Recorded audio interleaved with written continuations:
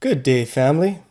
And when I say family, I mean all of you out there who are doing the will of God. Thank you all for joining me today. This morning I woke up thinking about a fella I knew from the past who was very important to me. And I wish that I got a chance to tell him how much I appreciated what he did for me.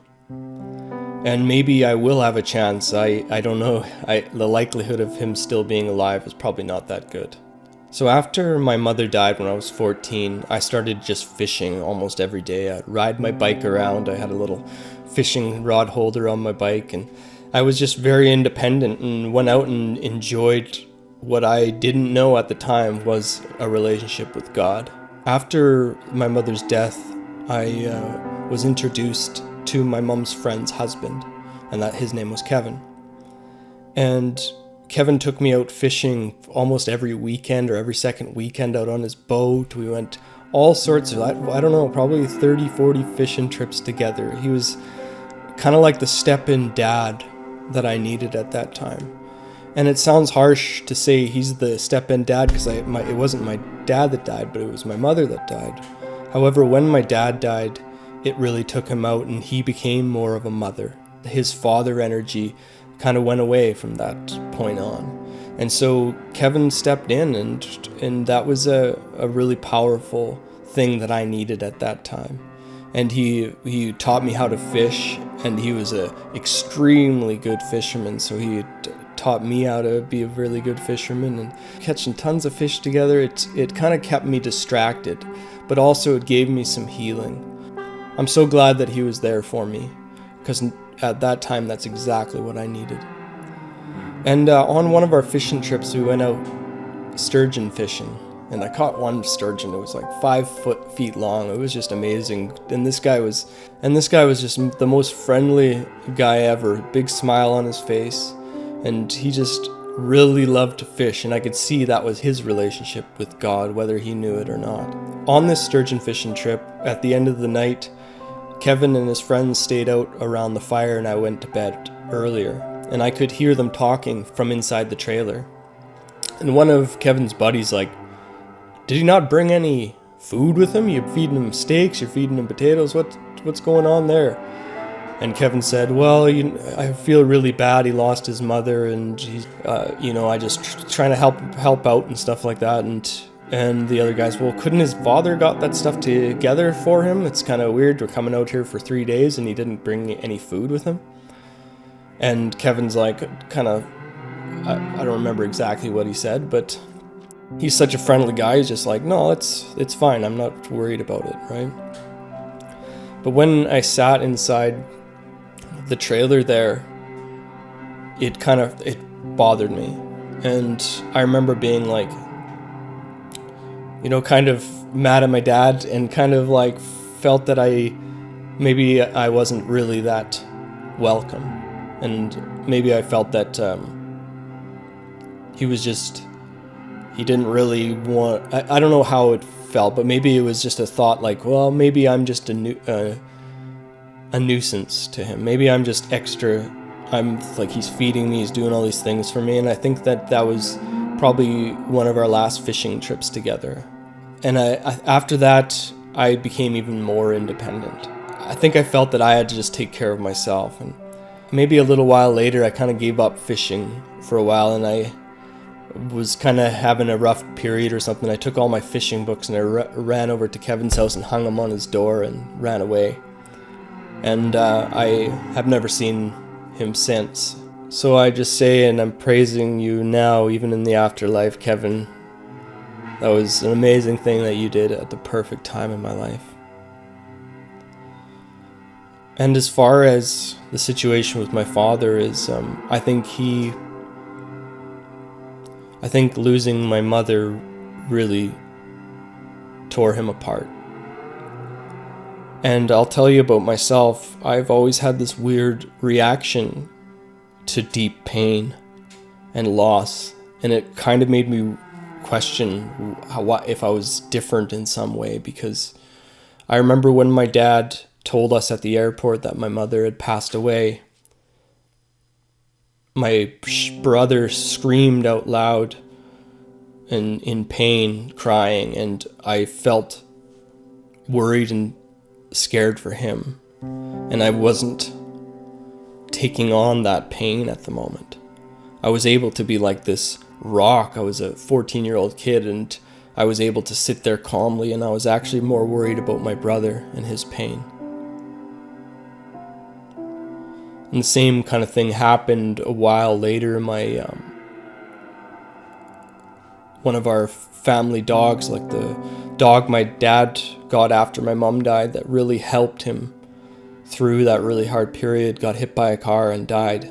And my brother and my dad were just distraught, just screaming in pain. And at the vet, I was holding strong. I told them, let's go in and say goodbye to him. And they're like, I can't. I said, you'll feel better if you just say goodbye. And I remember again, I saw their pain, and I loved the dog as much as they did. And I was able to sit there as a rock. And there's so many times in my life where people have reacted to a situation and I stayed calm, or I react in a very different way. And many times I'd look at myself and be like, why do I not feel things at these times? Like, why am I able to be so calm? And I had an experience last year when I found my cat dead. And I sat there and I just looked at her for a second, and I realized how calm I was. And I went inside. Before I dealt with her, I went inside and had a meditation, and I realized she has not died. She lives eternally. That to me is what eternal life is knowing that there is no death. And I think I had an intuitive feeling deep inside of that stillness, and how leaving this place is nothing to fear. So in many mystical religions, they talk about the reincarnation cycle and being trapped in this three-dimensional plane until you have figured the game out pretty well, till you've learned to separate yourself from the flesh to the antimatter. If I was diagnosed with cancer, I would go peacefully. And that's why I understand why Bob Marley decided to go. Is he got to the point where he was ready to break the cycle and escape this three-dimensional plane. And to me, there's a part of me that believes you're not escaping the three-dimensional plane. What you're doing is you are now living a true understanding of what life is. You've escaped the matrix. And that means that you have the ability to help other people escape the matrix. That means your children have escaped the matrix. That means you've ended your enslavement of your lineage. So whether we stop reincarnating when we figured out how to escape the matrix, and then we are in some other beautiful new world, or how our spirit reincarnates into our children, they reincarnate as free spirits, because we won't allow our children to continue to be enslaved.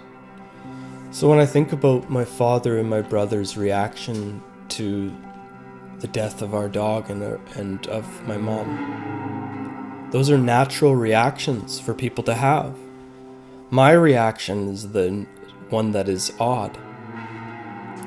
However, I do believe that when people start to leave that fear of death behind, they'll be strong like rocks also. And maybe my brother and my father are not ready to escape this illusion. Maybe it's not their lifetime. I pray that it is. However, we cannot force somebody's eyes to be awakened. I learned my lesson last time. I think another thing that Kevin Wingard showed me is the archetype of a strong father. Even in the short period of time that we hung out. I really looked up to him. I think that was a very powerful thing in my development. So thank you again, Kevin. As far as me having to become so independent to survive this world, in that independence, I find it hard for myself to depend on anybody.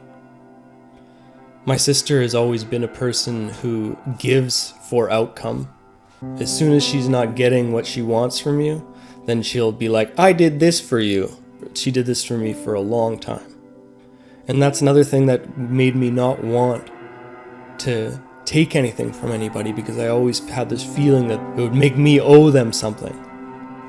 And you know, we should be able to be dependent on each other. We have to lean on each other. And so that's something I still have to work on, is learning to be dependent on my community. Learning to be dependent, but a healthy dependence. One of the powerful masculine traits is independence. However, there is pathological independence. A lot of people think they can do it by themselves when they can't. And in that pathological independence, they miss the mark. As much as I say that I have to be more dependent on people, we have to be very selective on who we are dependent upon. Because there is people out there like my sister who are they're only loving to be loved. And that's the dark mother. However, there is a time when you should know you are being taken advantage of and you need to preserve yourself from certain people. You can only become an overfilling cup and help more people when your energy's not being wasted on those that don't appreciate it. My father bought a house and fed us and clothed us, and he did all of those things. And so I want to show him some praises also for all the things I know that he sacrificed to raise us. And I remember some times in the past that he's stood up for my masculinity, and that's another thing. I have to show praises to what my dad did.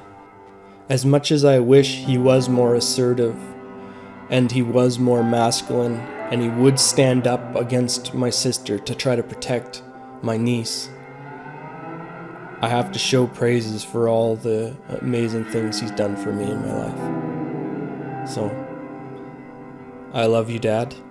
However, like I said at the beginning of this video, my family, my true family, is those who do the will of God.